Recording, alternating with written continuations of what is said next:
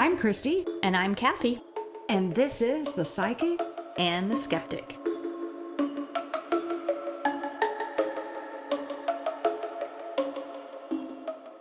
Welcome back to The Psychic and the Skeptic. And on this episode, we are bringing you one of our case files, this time on the Flower Bluff Manor. But first...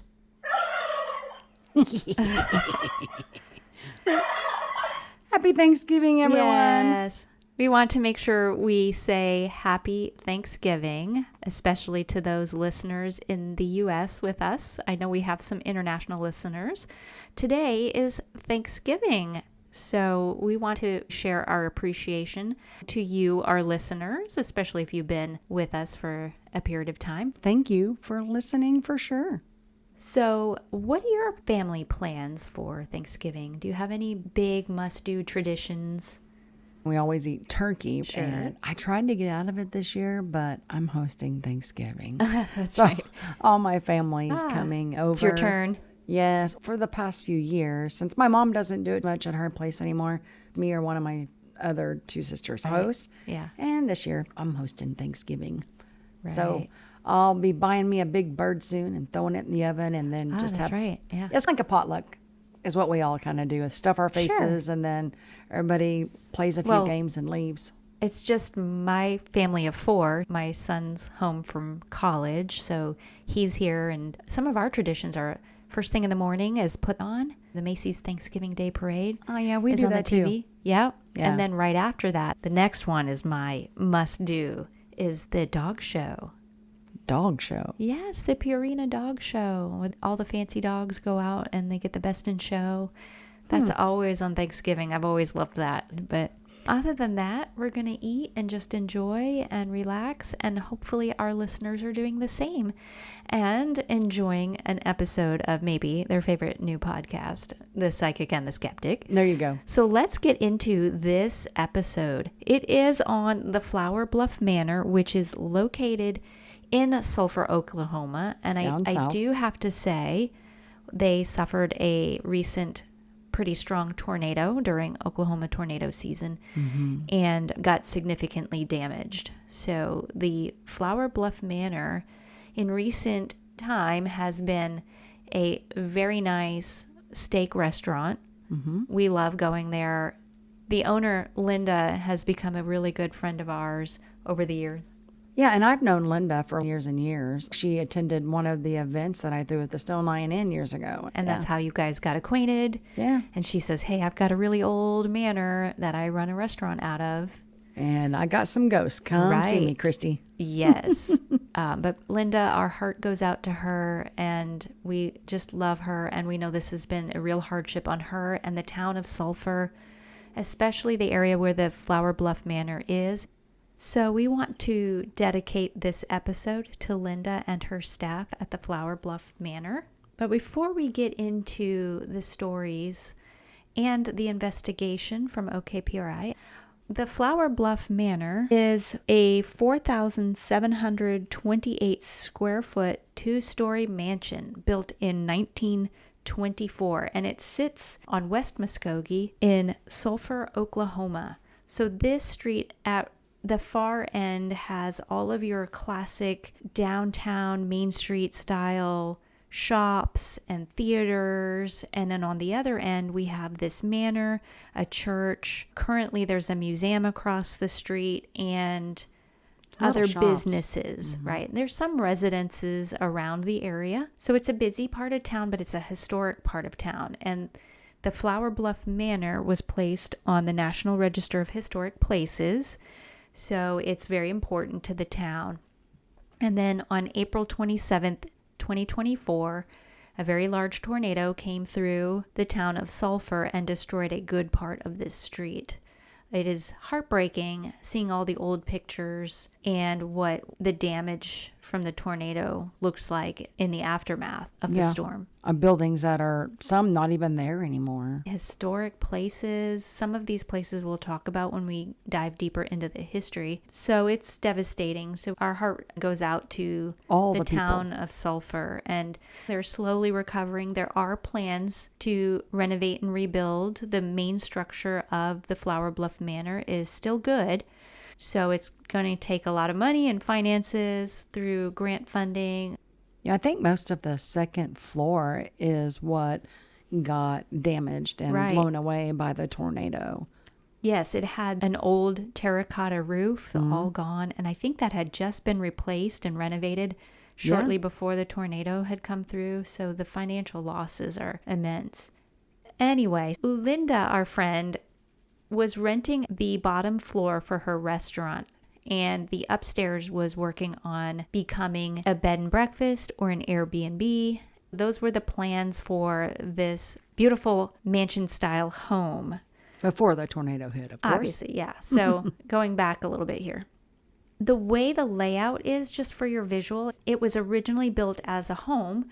So you have your living room and your dining areas and your large kitchen and several bedrooms. I believe there were 10 bedrooms and 6 bathrooms, according to the listing. And there was an addition in the very back, a closed-in porch on the second floor. Over time, it had been several different residences, apartment styles. It's been renovated and reused, so it's been a lot of things over history. Right. So when Linda reached out to you, Christy, what was she telling you about what was happening? She reached out because she had some experiences herself. Plus, on top of it, she had always heard that the Flower Bluff was haunted. So one of the claims is that there's this lady in a blue dress. And previous guests and residents have also claimed to see this woman in this blue dress. And it's kind of, I would say, turn of the century, maybe late 1800s, early 1900s period dress. And she's also got this hat, and she carries a parasol, like an umbrella. And she just wanders all throughout the house. She's not harmful, nothing malicious. So then there's a little boy that is often seen. He is mainly seen upstairs.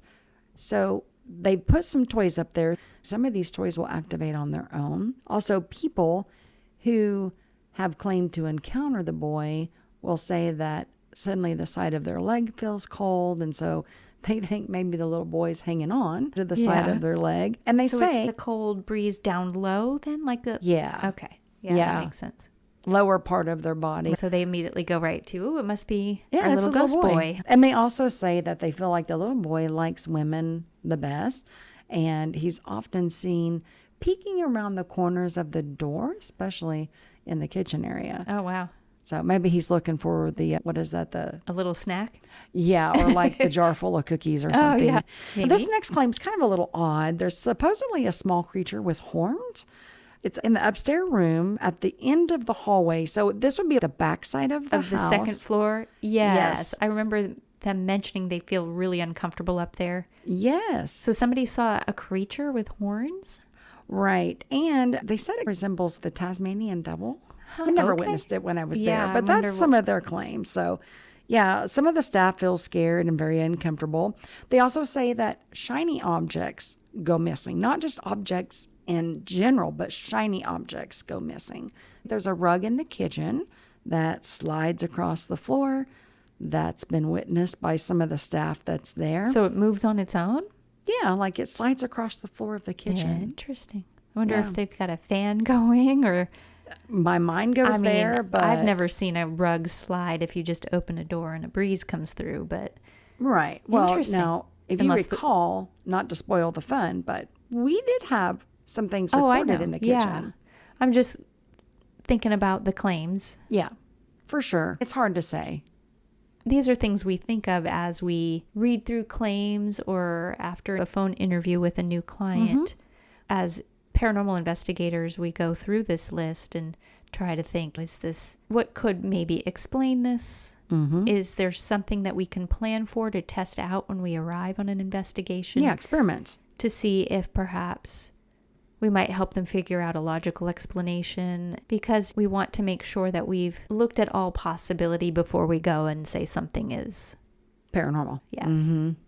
Then back in 2019, Linda heard rumors that there was some sort of devil worship going on in the basement prior to her moving in, of course. And supposedly there was blood on the walls from past sacrifices. Okay. And I know that we Stories tested. and legends. Yeah, we tested that later. But anyway, the spirit of an old man with glowing eyes was supposedly seen by the former owner. And the rumor is that if you talk about the old man in the back dining room area, this will be on the first floor, the lights will flicker. A cold breeze is also felt whooshing up the upstairs hallway. And supposedly the breeze is strong enough that it'll actually move your hair. There's a rumor that a lady named Viola was run over and killed outside of the mansion.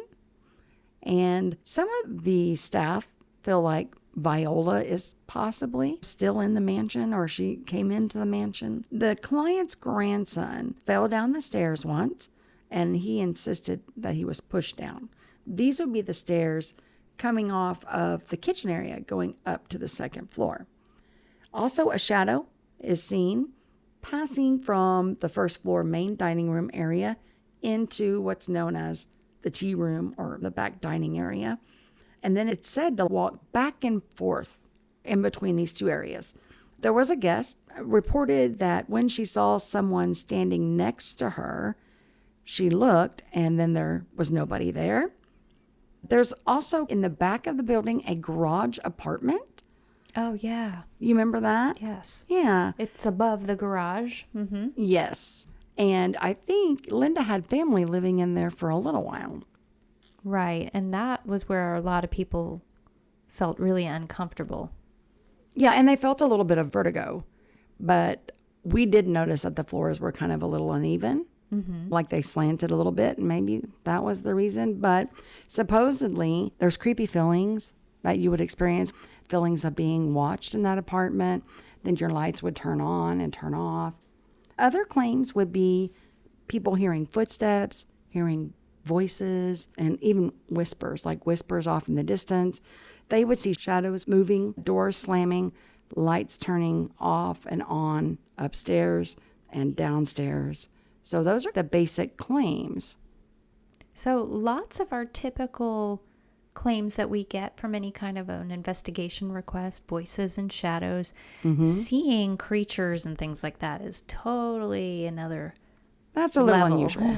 Yeah. Yes. That's not our normal paranormal claim for sure. And we look for patterns when we see a list of claims. Are these common to what we're used to seeing, or is there anything unique and interesting that might tell us a little bit more about what's going on or what to expect before we show up? Right. So another piece of the setup before an investigation is my role with the team in digging into the history. Right. And when I found out this was an old mansion that's listed on the National Register of Historic Places, I always get excited about that. You do too. You and I are both big into the history. We're history So I nerds. knew there's lots of potential in the timeline for a home like this. Lots going on. Lots of people have come and gone. And with how large it is, just thinking about all that might have gone on there in the years. So the Flower Bluff Manor was built in 1924 by Jesse Denton Ramsey, or JD Ramsey. He was a former Sulfur mayor. He was the sheriff, and he was an entrepreneur in town. He moved to Sulfur after building hotels and other businesses in Lawton, which is a southern town in the state of Oklahoma, quite a bit of ways away from Sulfur. But he moved to Sulfur with hopes to bring entertainment to the residents and start up some theaters there. So Sulfur back in the early 20th century was a vacation resort area because of the natural sulfur springs in town. So people would arrive on train and they'd swim in these pools thinking that this sulfur water was going to help with healing and youth and just good overall health. Yeah, well, when they say it smells like sulfur, it really does. Yeah. And it's kind of like that rotten egg smell. Mm-hmm. So for them to go and bathe in it, they got to really be desperate because you can smell that from the main roadway. It's not pleasant, but it's manageable. They still have those fountains in another part of town. Oh, yeah. And you can go visit them. And there's other things going on in Sulfur besides investigating the Flower Bluff. And like there's hiking trails, you can go fishing there, lots of beautiful nature. there. There's great restaurants all over town. The whole town is coming back. So if you're in the area, you should go visit Sulfur again. I know they've suffered a lot of damage, They but have.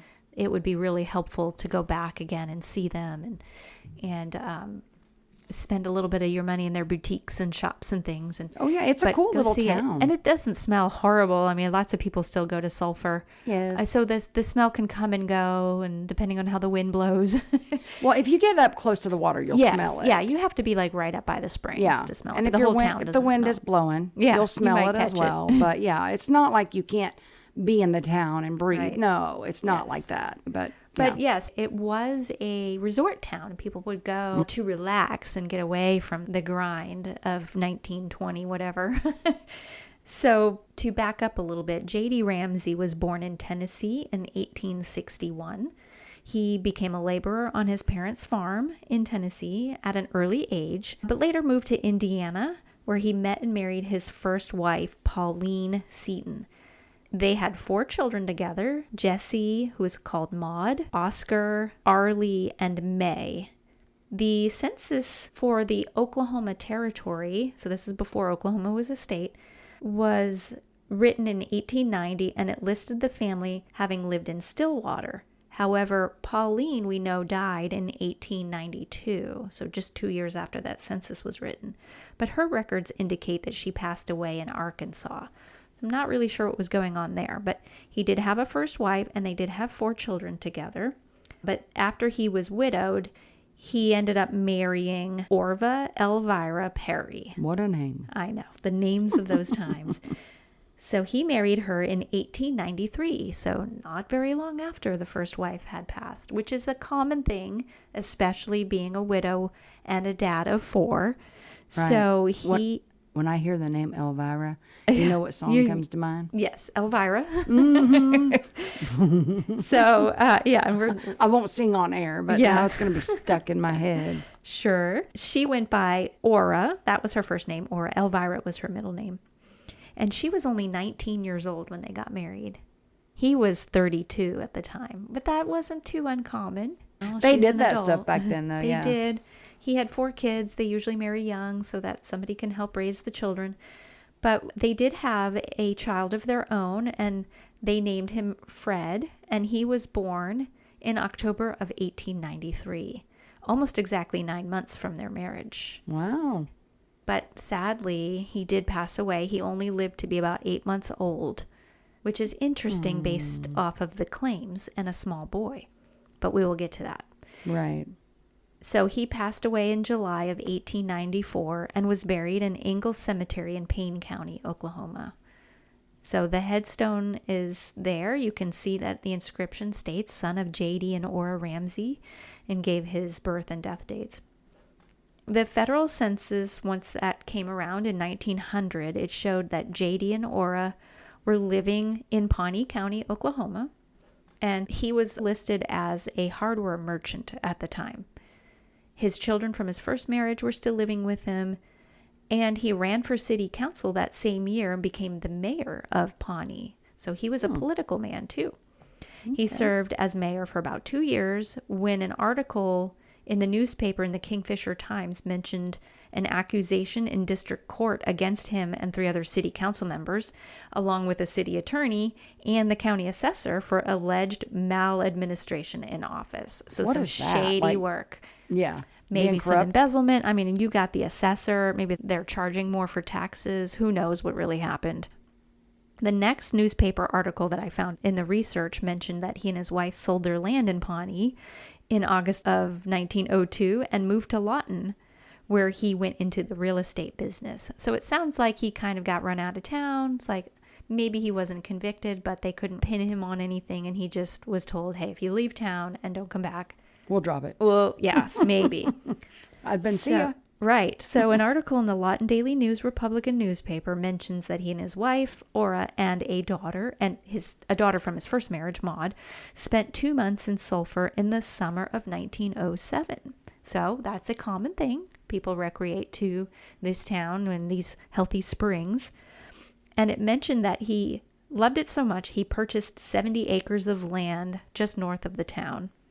He planned to add a lake with a park addition to this new property to expand on vacationing or leisure activities for the town. Do you know, I have heard there's a lot of stories, even like Eureka Springs. It seems like back then around that era, they really believed that a lot of these springs had these healing properties. Oh, sure. Yes. So stinky or not, come on and you're going to be healed. Any kind of spring, water that shoots out of the ground must be healing. Yes. Right. Yeah. So, but he'd already been building in Lawton, including a $9,000 opera house. Remember, he was in real estate. So he's by rich. 1905, he was now expanding his endeavors for touring and entertainment in Sulfur. So he was going to move everything over there. His plans were to make his property attractive to visitors for recreation. And he eventually resigned as a park board member for the city of Lawton so that he could move into Sulfur and take on this endeavor full time. So according to the census in 1910, and those are done every 10 years, the next time I could track the family, JD and Aura had an infant daughter. JD was 48 years old and she was 36 at the time, and they'd been married for 18 years. So some time had passed. And this census listed them living in Leaper, which is that town just north of Sulfur where that property was that he was developing. A newspaper mentioned this lake in 1913, so we know that came to fruition. And visitors to the Ramsey house on the lake were also mentioned. He must have had people boarding so they could stay in his resort property and visit the lake. Sometimes there were picnics there and events in July. By 1915, he had his own theater on 2nd Street in Sulfur. This is close to where the manor currently sits, but it's not quite built yet. There was an announcement in the newspaper that a remodel of the Ramsey Theater was scheduled, and they were going to build a new opera house in August of 1915. So the Ramsey Theater was the original name, and it was enlarged to twice its size to about 50 by 85 feet and seating capacity of about 800 people. Wow, pretty big. So this new opera house, on opening night, they renamed it the Wigwam Theater. And that opened in October with a vaudeville show called The Georgia Strollers. Mr. Ramsey was also involved in local politics, so he got back into that in Sulfur, and he used to hold town meetings at his theater. He had the space there. In January of 1917, a newspaper announcement mentions the Ramseys left on vacation to Corpus Christi for his wife's health. So, this is another spring strip, right? Well, not really a spring strip, but doctors back then, if you were stressed or you had mental anguish, anxiety, things like that, That's all of our world today. They would prescribe vacation. Ooh, we all need to go on vacation. I know. I wish that was what they would prescribe now, right? Sorry, my doctor says I need to go to the Bahamas. But they went to Corpus Christi in Texas for some beach time. A month later, an ad in the newspaper was listed for a housekeeper, specifically mentioning a young woman seeking, which is common for a housekeeper. They want someone young and spry, but particularly a young woman. Someone to help keep his anxiety down. So I think that marriage was over, what it sounds like. In April of 1918, and it was announced that JD was planning to build a new modern 2-story theater with a balcony. And by January of 1919, he was a retired businessman and candidate for mayor of Sulfur. He was elected and took office in the spring of that year. So by 1920, federal census listed him as mayor, divorced, and living on the Leaper property just north of Sulfur with his widowed sister-in-law, Elmira Puckett, and her 9-year-old nephew, Paul Puckett. He placed the farm up for sale by the end of the year. Legal troubles continued to follow him in 1921, and as he was asked to appear before a corporation commission regarding an unpaid railroad fare on the Frisco between Sulfur and Scullin. He felt he should not have paid the fare. He had been in Lawton looking after his buildings that had burned at that time. There was a fire in Lawton, and so he was working to help restore and deal with that rebuilding process. It appears he was eventually jailed in Lawton as the Sulfur Times published a private letter from JD to his cousin Jimmy in March of 1921 seeking help while he was in jail. So what's he wanting to do? Bust him out of jail? Well, what's kind of sneaky is that somebody published a private letter in the newspaper. Like, that's somebody digging into your email and posting it all over social media, right? Mm-hmm.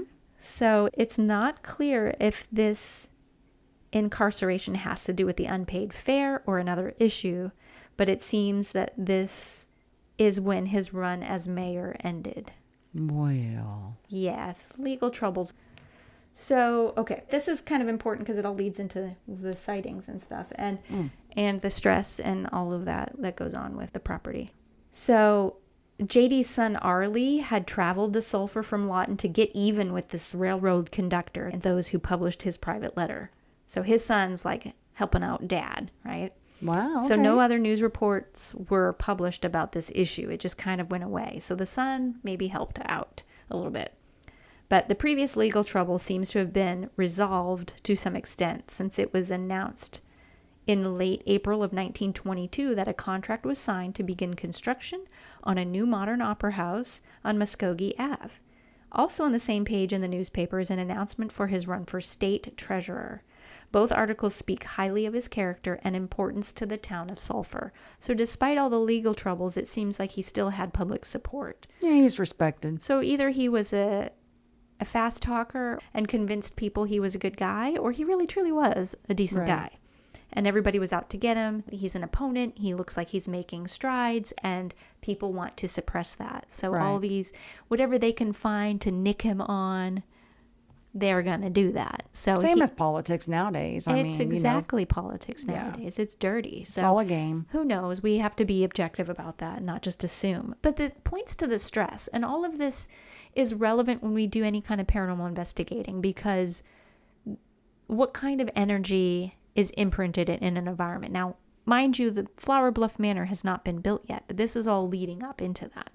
Mm-hmm. So opening night for the Opera House was on September 1st, 1922, and it was called the Log Cabin Theater. Interesting name. Did they build it out of logs?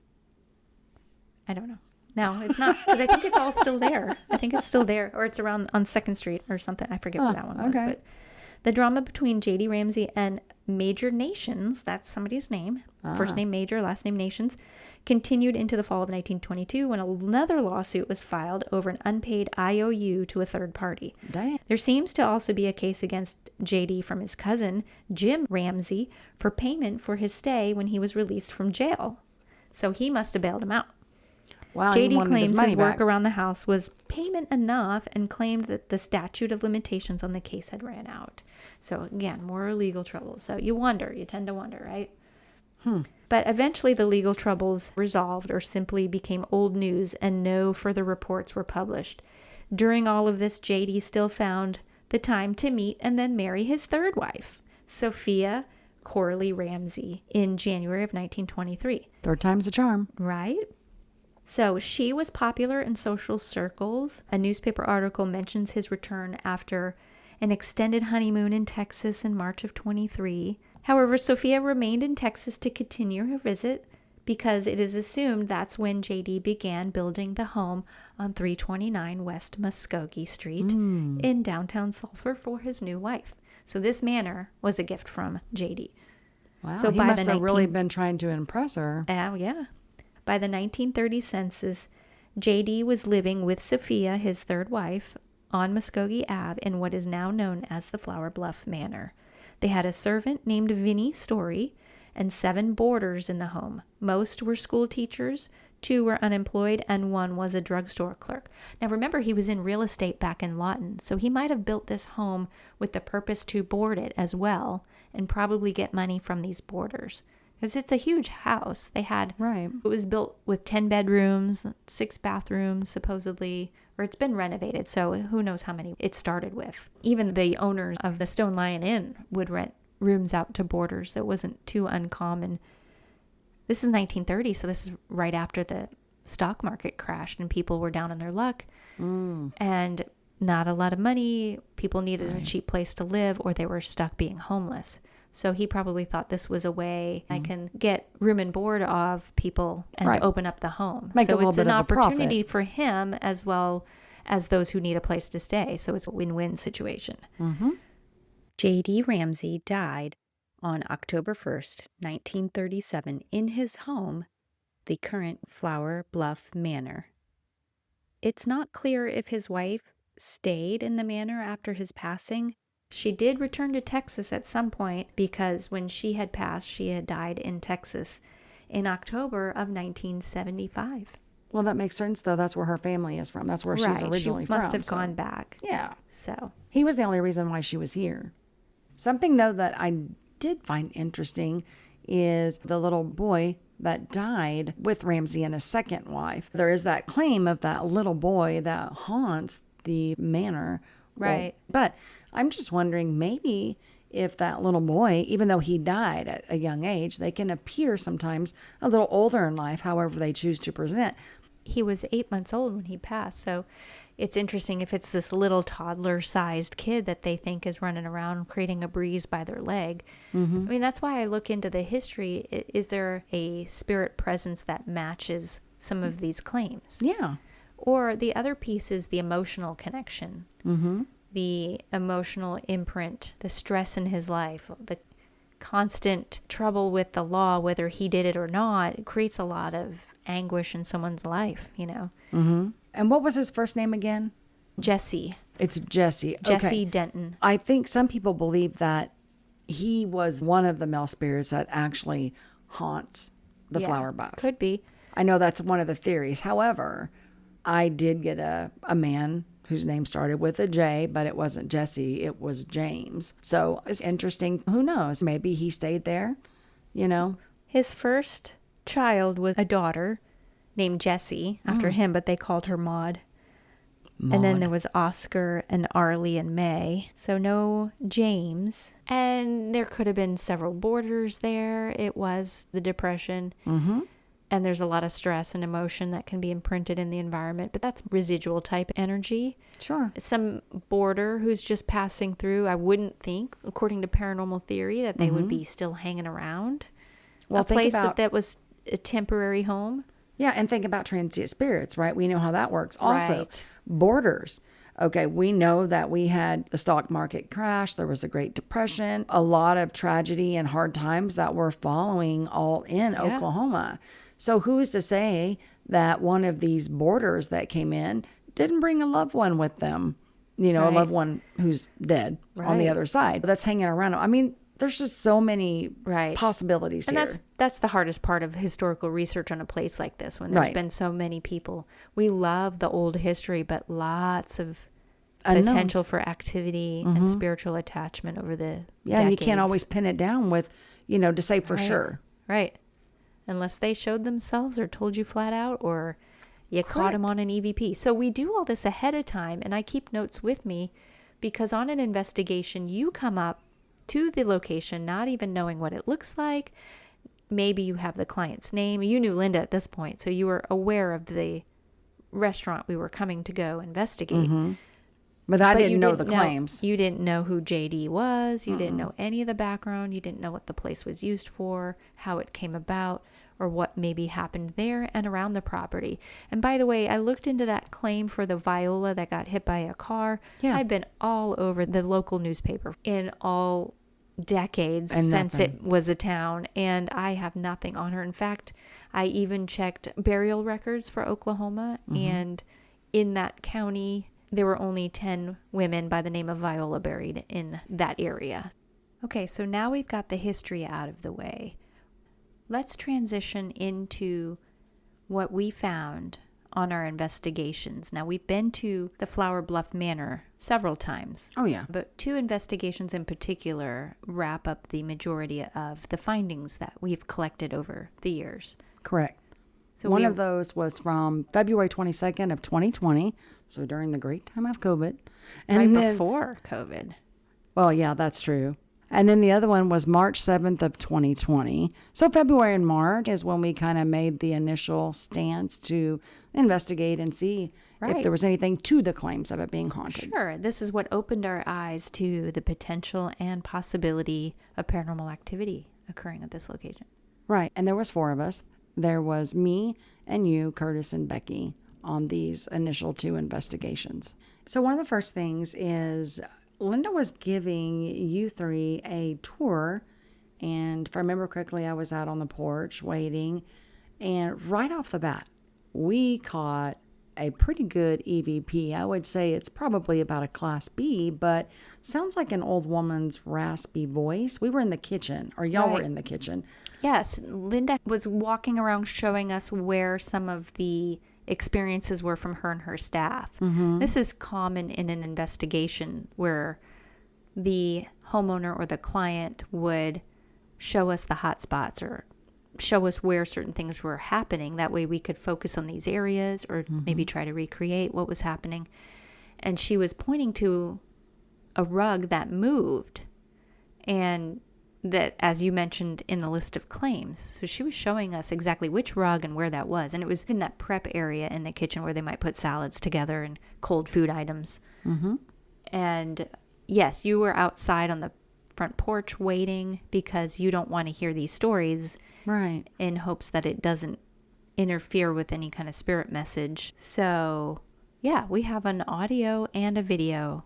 Right. One of y'all had my audio recorder, and then somebody had my phone and was recording. Right. And it's facing the video. You just see Linda in there talking about it. Right. And it's just y'all and Linda in the kitchen when that voice is recorded. And it sounds female, raspy female voice. Yeah. And to me, kind of sounds like, how terrible. Or that's terrible. Yeah. Like Linda was telling the story and she's commenting on what was happening. The interesting thing is this was caught on both of our recorders. And that's really interesting because as a person who debunks, when you have it captured on 2 recorders, it could mean either there was something that we didn't think we heard that actually made a noise, or disproves it was something faulty in one of our recorders. Because if another recorder captures it, then we can rule out, oh, Christie's recorder was just malfunctioning. Well, Kathy's got it too. Right. Well, and on top of that, the video caught it as well. And I was going to ask, do you guys remember hearing that audibly at the time? No, that was, if it was a voice, it was EVP, meaning we didn't hear it at the time. Right. Not a disembodied voice. Right. But this was several syllables, clearly a voice. Nobody else was talking at the time. You can't see everybody's face in the video, but we clearly remember when this happened that it was just Linda talking. Nobody was trying to talk over Linda because she's telling us a story. Right. Why don't we go ahead and play that audio clip for our listeners? Let's do that. Wasn't here, but the silver one was here, and it flew across the floor. And so he wouldn't come back over here unless... Yeah, so she's in there. Sounds like a raspy old lady voice. It does. And of course, you can hear Linda talking, like you said, explaining the rug. And then that how terrible voice comes in, and then Linda continues to talk. Right. Let's play that again, just because it is kind of faint. Wasn't here, but the silver one was here, and it flew across the floor. And so he wouldn't come back over here unless... Okay, Christy, so what's the next clip? All right. Well, we have one of our investigators. Her name is Becky. And this is after the client interview, of course. And she's outside. She's hanging out by the big tree there. It's kind of back by the kitchen, west side of the house. I think we were coming to get you because it was time to go bring the equipment in and get started. Right. Right. But you guys, I don't know where I was at, but I wasn't with Becky at the time. I think I remember I was up toward the front of the house, and I heard Becky calling me over to tell me what had just happened. And so we wanted to get it on film. Apparently she'd heard some woman's voice whispering. It was like 3 or 4 syllables. And so I'm like, well, let's get your experience on film. So you were filming her with the video, and that's when your audio recorder picked up a female voice. Now, it's classy. You can't make out what this female's saying, but I wonder if this is the same female that Becky actually heard. Could help with that. Why don't you go stand by the tree up there? You go first. I will. It was loud, Yep, Kathy. 7. Yeah, that's really faint. It's like a hey. So Becky was being a little silly and he's saying, you go first. And it's right after that. So let's play it one more time so you can hear it. Okay. Could help with that. Why don't you go stand by the tree up there? You go first. I will. It was loud, Yep, Kathy. 7. All right, so I'm going to set this next one up for us. There's actually 3 EVPs involved in this. So this is during setup, of course. It's around 10:30 or so. And we were trying to position the cameras. You know how we always try to set them in the perfect spot. Anyway, apparently we had this guy following us around because my audio recorder picked him up 3 different times. My audio recorder was sitting at base, and the first EVP you hear this male's voice come in and say, quit it. Now, again, Class C, hard to hear. But then a few moments later, he comes in again and he says, you're not supposed to erase that. And then a couple minutes after that, he says, no. So apparently he didn't like what we were doing. And then later on, when we had our sit down, I would learn that he didn't like what we were doing because he thought all this spirit mumbo jumbo was just a bunch of nonsense. So, Right. Ooh, so that's validating for you. And after the investigation, going back and listening. oh yeah, and for you sure. hear some EVPs that seem to corroborate with what you were picking up on. Right. And what we were doing at the time too. So, Right. Probably looking at the cameras and trying to, Okay. get everything going. And he was paying attention to what we were doing. Okay, so let's listen. What was that first one? You said it sounded like It says quit it. quit it. But again, it's Right. in between us talking in the background. Right. And you can hear a couple of things maybe banging around a little Yeah, bit. some things are clanking, and maybe he was telling you to quit clanking. Quit it. Could have been. Could have Right. been. So let's listen to it and break it down and see if we can hear where it's occurring. Okay.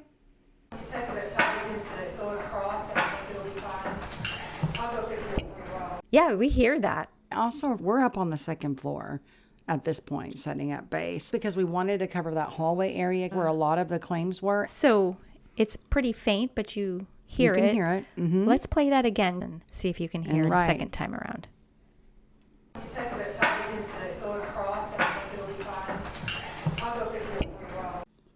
So on this next one, there's several words here, which is always interesting when you get a sentence.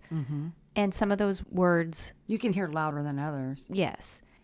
And it seems to sound different every time I hear it. It sounds like you're not supposed to waste that, or you're not supposed to erase that. I hear erase that, which Yeah. makes sense because one of us is sitting at base and we're Yeah. setting up those cameras and we got the video footage going. Sure. So Right. he didn't like whatever it was that we were doing. Okay, let's play that one. Yep.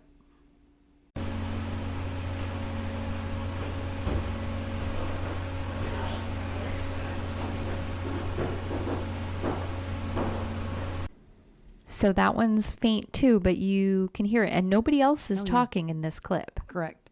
Right. So the voice you hear is the EVP. Now let's hear this dude say no a couple minutes later on this next EVP. Are you ready for that one? Yes, let's play that one. All right.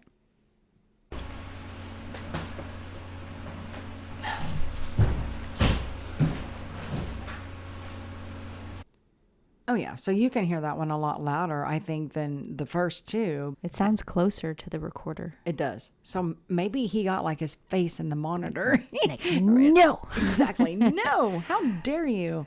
Okay. So moving on from there, off and on, we're moving to about the 1 a.m. time frame. So I heard an audible whisper. It sounded male, but I didn't get that recorded on audio. And before you ask, it was with my physical ears, not my psychic ones. So then we started like the walkthrough and the sweeps. Becky and I were up on the second floor. This is around 1 a.m.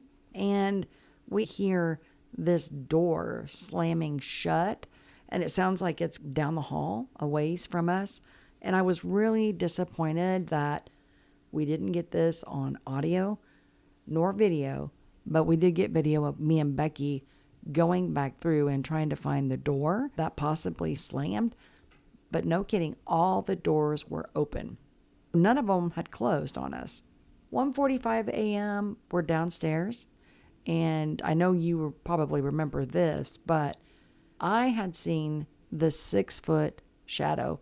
It looked masculine. And I thought at first that it was Curtis, like Curtis had gone in front of me and gone around the corner. But nope. When I turned around to look, I was in front of Curtis, and Curtis was behind me in the next room and had just started coming around to the corner of the pantry. So that was kind of a neat little experiment. And I know that we tried recreations of it, and yeah, it was shadow. Yeah.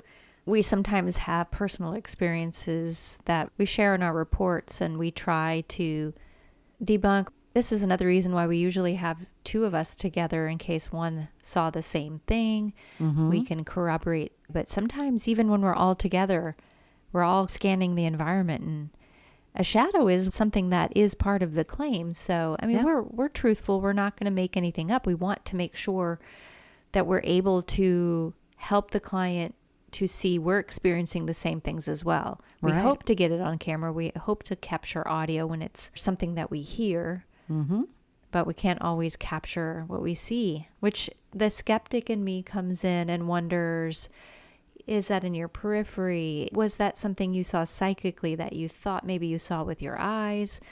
All of the questions come through, and it depends, obviously, on how it's described. But I think I remember you were saying you did see that straight on with your own eyes. And it is dark there, and sometimes the darkness can play tricks with your eyes as they try to adjust to low light. Our eyes are not really good at seeing in the dark. So, but after many, many, many years of investigating, you kind of get the hang of what is a paranormal shadow and what is not. Yeah, we know when our eyes are starting to play tricks on us, and then we bring out extra tools that can help us see better. Correct. Maybe bring in some dim light, especially in very large rooms. It's really easy for our eyes to start messing with us after time. What's fun is playing with the strobe lights. Oh, we haven't done that in a while, but we should. No, because we kind of replaced that with a laser grid that sort of helps us with shadows in long hallways. You want to talk about your eyes playing tricks on you, though? You get that strobe light going. Light? Yeah, yes. I'm looking for the shadows. That's like old school. Yeah, you cannot have a history of a seizure disorder if you're going to be with us for strobe light action. Or migraines. Right. Yes. So, and the crazy thing is all through this investigation, it's like you would hear these voices, and it was almost like it was right there in your ear. I never heard any voices, but I do remember sounds down long hallways, and as soon as you get to that other end, then it seems to be making noise on the opposite end that you just came from. Yeah, it's back and forth. So whether it's because it's an old building and it seems really echoey, maybe some of the normal pops and clicks make sense when it's occurring in the room with us. But then when it happens all the way down on the opposite end of the house, it's not as clear to us, and we want to go down there and see what it is. Right. I don't know. Those are always stories that come out, and we share that whether we think it's paranormal or not, just so that the client understands, okay, other people are experiencing the same thing. Maybe it's not paranormal, but at least I'm not making it up in my own head, right? Yeah. So. Well, and I think it was me and Becky that had heard a lot that night as far as the voices go. Yes. And it seemed You're like hearing voices. Do you need a padded room too? No, I'm kidding. I know, it's funny. Running joke. Yeah. So I know especially on the first floor is where we were hearing a lot of these voices, the male voices seemed like in particular. But when we did the sit down, we learned why. And I won't get to that just yet, but it makes sense why the male is following He's us around popping in up and there. out and trying to talk to you. And another thing, when it happens to more than one person, you can't both have some kind of hallucination at the same time. Correct. And we don't do any drugs. We get plenty of sleep. So we're not chemically altered in hearing voices when we're on investigation either. Correct. Having more than one person with an experience is helpful for a client to understand that, yes, this is not your brain. Other people are experiencing it as well. I think me and Becky were the ones that were investigating by ourselves up there for a while. I don't know where you were. I can't remember. But you're talking about experiencing the same things at the same time. And we did. We were in the very back room Which wasn't that once like a closed-in porch or something? It was closed in at the time that we were there. It was made into a living area. It was an open porch, but then it was closed in and HVAC was added. So it wasn't really good at maintaining heat or cold. It just wasn't well insulated, which could have been part of some of the problems they had back there. But go ahead with the... Well, I don't know. It was creepy back there at the time. Me and Becky were back there doing a little bit of a sit down on our own. And we had the REM pod and, of course, our audio recorders and a video camera. And we were asking, okay, can you make the meter light up? And around 12:01, we heard footsteps in the back of that room. And that's not the first time that we heard them. I don't know. We heard them as footsteps, but it also might sound like a couple of thumps on the audio. So let's play those and see if they can hear them as well. Won't hurt you. It just lights up, kind of like Christmas lights. What was that? Did you hear that? It sounded like footsteps or something, didn't it? Right behind us. Yeah, that's really quiet. Almost sounds like tapping in there. But to us in person, we heard footsteps.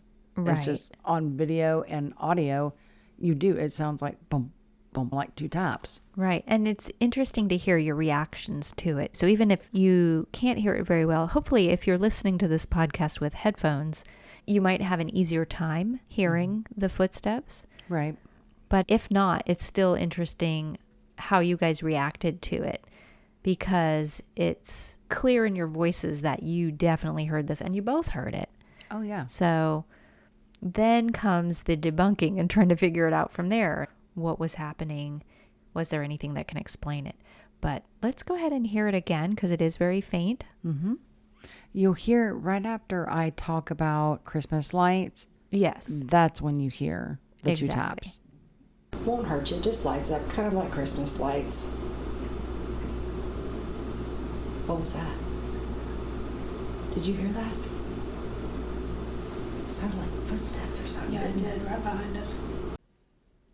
So one of, I think, the coolest things that we experienced, and we even got that on audio, was when we went to go investigate the outside balcony.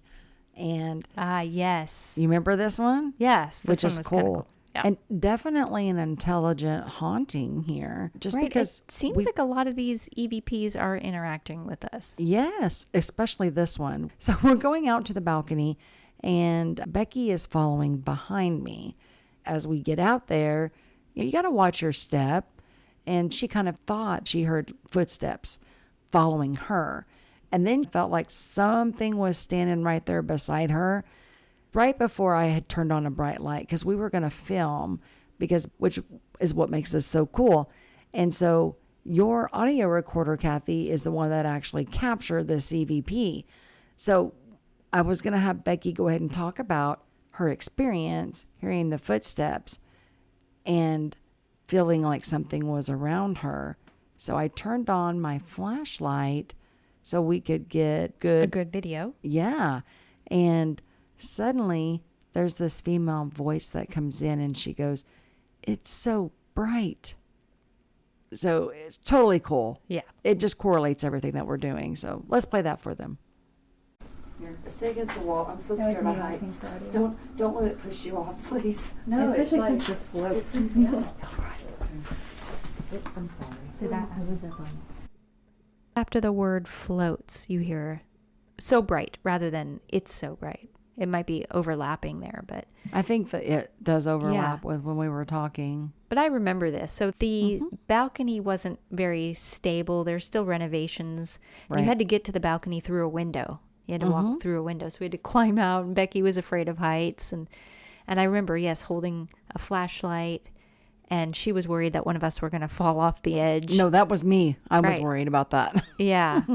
And so it makes sense with what we were doing. Yeah, it absolutely correlates for sure. Well, we have a couple more interesting EVPs. And here's the thing. I don't remember where we were or what was going on For some of these. yeah, with these two, but it's male voices. And one of them, it sounds like, I think they're male anyway. We have to listen back. But we were talking about time. This is me and Becky in a clip. And then you hear this voice come in and say, watch. Because I think Becky was wondering about the time or something. And I'm like, hey, right before I respond to her, you hear this watch. Okay, let's play that one. I can tell you. So that clip was real quick. We had to isolate that section and amplify the volume so you could hear it a little bit better. It goes by real quickly. So I'll play it again for you.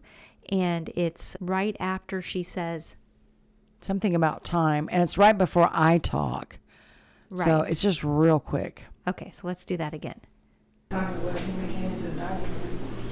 can tell you.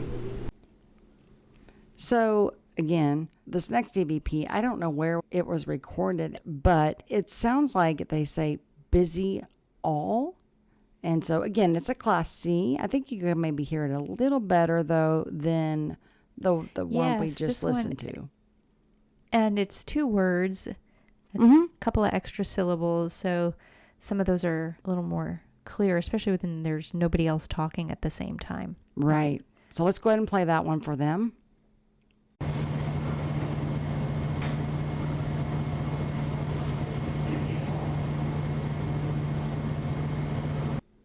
Yeah, definitely sounds male. I'm going to play that one more time.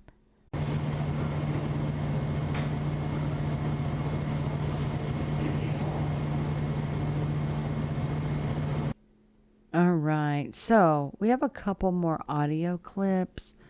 These, however, are recorded whenever we are sleeping. So the first night that we were there, we stayed overnight. And of course, we're asleep. So there's no reason for this other than it's a ghost. Well, and just for more context, we were on the 2nd story. So if you're looking at the front of the house, it's the room on the left. Correct.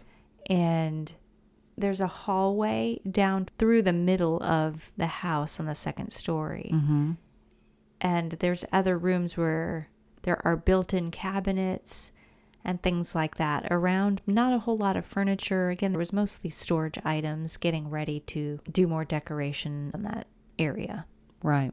And this first clip, you can hear what sounds like a thud sound and then 2 loud clicks afterwards. Right. So let's go ahead and play that one for them.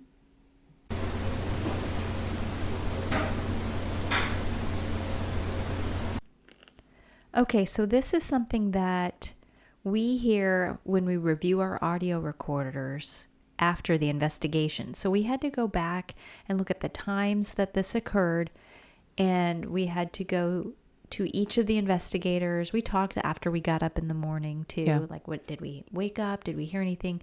Nobody, we all slept. Like nobody got up, nobody used the restroom. And there's several rooms up there, and there's some built-in cabinets, and nothing was out of place. Because when we stay overnight on investigations, we're usually looking at, okay, is this door open? We're going to leave this closed. We make a sweep of the area so we know if anything's out of place when we get up in the morning. We walk through and we double check everything. Right. We also left our DVR cam system going, Right. and recording overnight.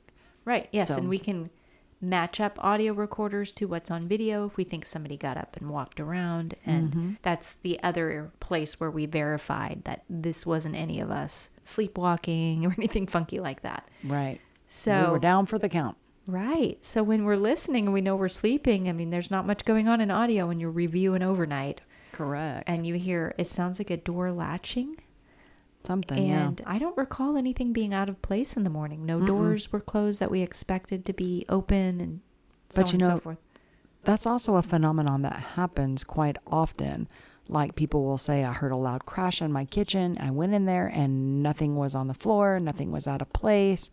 One time I could have swore it was so loud. It almost sounded like a car drove through a bedroom wall. But going in there, nothing. Wow. It was that loud? It was that loud.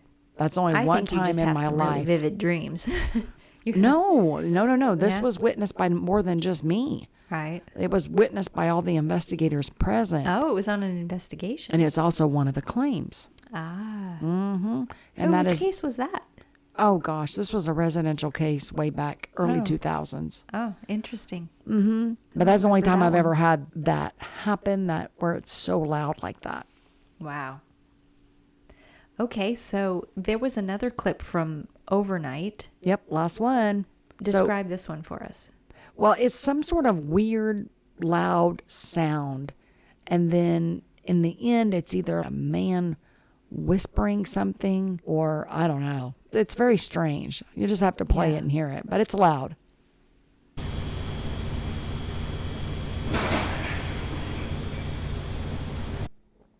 Yeah, that one was really loud. Sounded like something fell off a shelf or something, but Right. again, nothing was out of place in the morning. That's correct, which is what makes it so odd. So I guess last but not least, who are the ghosts that are there? Yes, Christy, tell us what you were picking up on. Okay. One of the first things that kind of struck me as odd is when I was coming up the hill from the main road, I got an image. And of course, this is residual. All right. But I got an image of a woman, turn of the century, crossing the street and a horse and buggy hitting her. And the horse and buggy like trotting off. Oh, wow.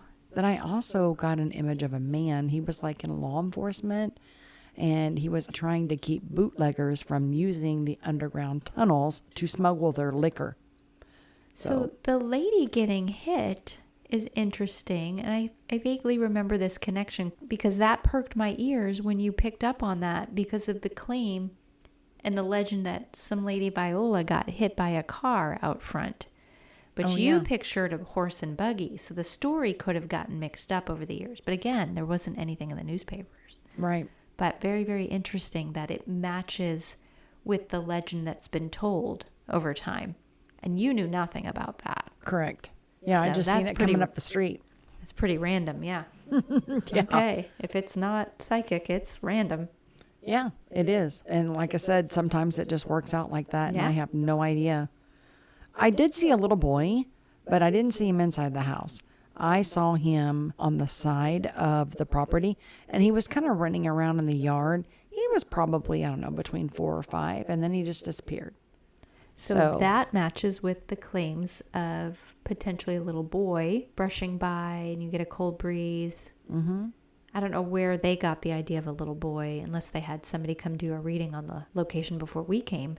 Possibly. But we do have history and the loss of an infant son at some point for the Right. original homeowner. And I think the other claims were for the little boy to be inside the house. And of course, I saw him out, but He could go wherever, right? exactly. There's no boundaries when it comes to the ghost world. So one of the other interesting things was I saw an older lady in a blue dress. And this is before I found out Before about, you knew. yes, about the claims about the That's lady in the blue dress. Yeah, that's what's so crazy. Yeah, so we're sitting there and we were eating dinner before we got started, like our usual thing. And this lady in spirit comes up to me, this older lady in this blue dress comes up to me and she's like, "Is everything all right?" And I smiled at her, nodded my head yes, said thank you. And she disappeared after that. And then later we were doing a sit down and she came back up to me and she told me that her name was Adeline, but she preferred the name of Lady of the House. She said that she liked the manor and liked Linda who was there and she enjoyed helping. Said she was a pretty good cook when she was alive, so that tells me she knew she was dead. And said that she died from heart failure and was probably, if I had to gauge just from looking at her, probably late 60s, early 70s. So she shared this story with me, told me that she was originally from Georgia, grew up on a plantation in the mid 1800s. Her parents did own some slaves, but she didn't agree with this. She did have a good childhood and she grew up, got married, lost one child during childbirth, but I'm not sure. And then her and her husband lived to be up in years and her husband ended up dying from heart failure.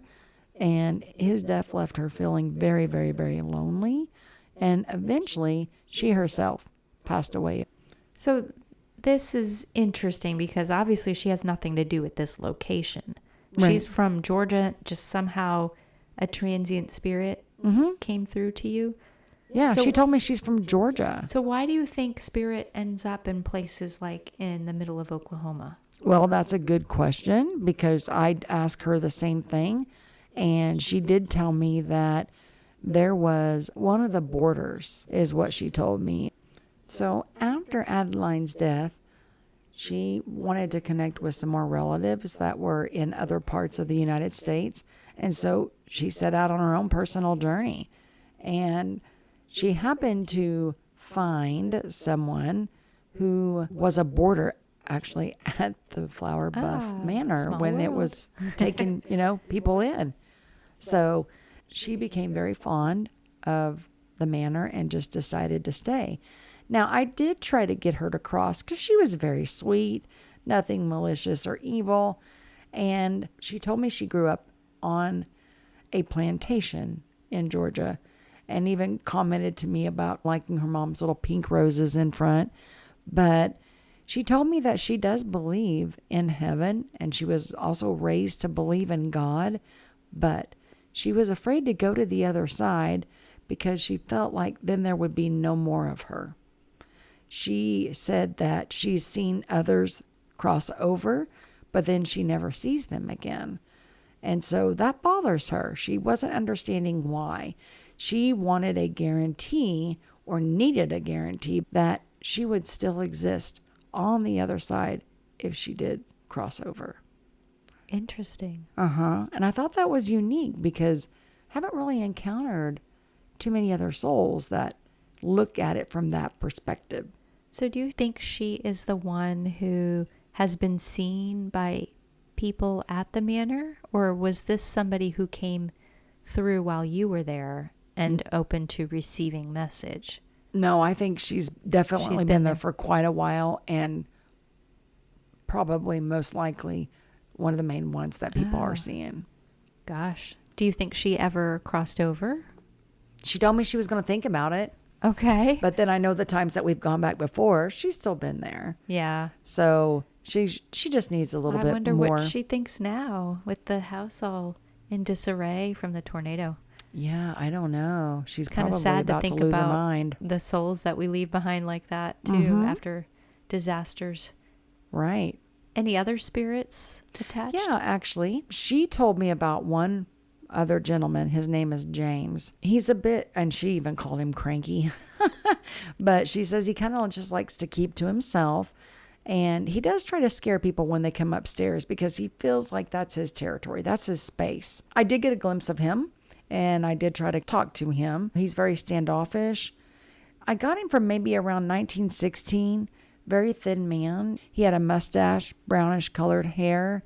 He was wearing some sort of tan safari type shirt with a long pair of knee-length shorts. So he's ready for vacation.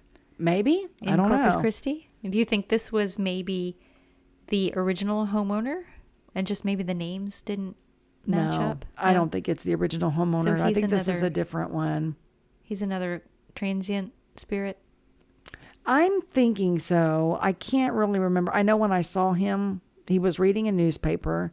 He had this hat on, and it was kind of a square hat, but it had a dip in the middle of it. To be honest, he reminded me of something from like the movie Jumanji, like the guide. So he was probably in his late 40s, early 50s. And he did tell me that he was a journalist and he did travel a lot for work. He liked to stay up to date with current events. And that's when I saw him reading the newspaper and keeping up with things. I told Linda, I'm like, hey, if you want to bring him a newspaper once a week, whatever, leave it there. He'd probably like that. But he was the one that also believed that what we were doing was a bunch of hooey patooey, Right. like a So bunch you of think- nonsense. You You think know? this is the spirit that matches the male EVPs that we captured? Oh, I think it's definitely him for sure. And his whole thing was he just wanted to be left alone.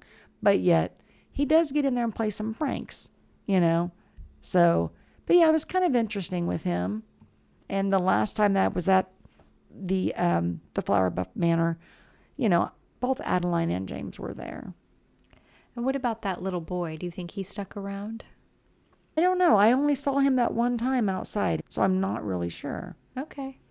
So definitely 2 primary spirits, 1 male, 1 female, not really having anything to do with each other, but aware of each other's presence. Correct. And the little boy, we never picked up any kid voices or anything like that Right, for yeah, that's EVPs. true. It was male and female. And we never had any toys move or anything activate. Nope. Just lots of sounds. Yep. That's for sure. But those are the ghosts of the Flower Bluff Manor. Are they still there? We don't know. But the Flower Bluff is getting renovation. Hopefully those renovations will... Bring it back up to its historical look. Right, yes. And there's rules about that with the National Register of Historic Places. It's definitely a beautiful home. A lot has happened there, both of the living and those past. Hopefully those renovating don't run into ghosts that scare them away. Right. Right. Well, renovations does kick it up with activity, so we will just see. And, you know, people think they're trapped in a house. They can go where they want to go. We find that most stay with a place. According to what you pick up on, we've come up with our own theories Right. about Why they're there. spirits. Yeah. And we get to investigate beautiful places like the Flower Bluff Manor. And we can see why somebody in the afterlife may want to stick around. They are gorgeous places, and these owners of these historic homes that we go in and investigate love the location. They want to make it nice, and hopefully spirit understands that. We're all just there to keep it pleasant, keep it peaceful, and give the location just as much love as some of this feel about it on their own. Right. So if you listeners have had any experiences, like you visited the Flower Bluff Manor, stayed there overnight when it was a B&B, any experiences, let us know about those. We'll discuss those on air. Our email is psychicandskeptic, all one word, @gmail.com. And we appreciate you listening. We are thankful once again to our listeners on this Thanksgiving episode of The Psychic and the Skeptic. If you'd like to follow our paranormal investigation group, you can go to our website at www.okpri.com or follow us on Facebook at facebook.com/okparanormal. And you can share your own parastories, topic suggestions, and comments to psychicandskeptic, all spelled out, @gmail.com. So you can find us wherever you enjoy your podcasts, and thank you for listening. Because you know, the paranormal is the normal. Not yet understood.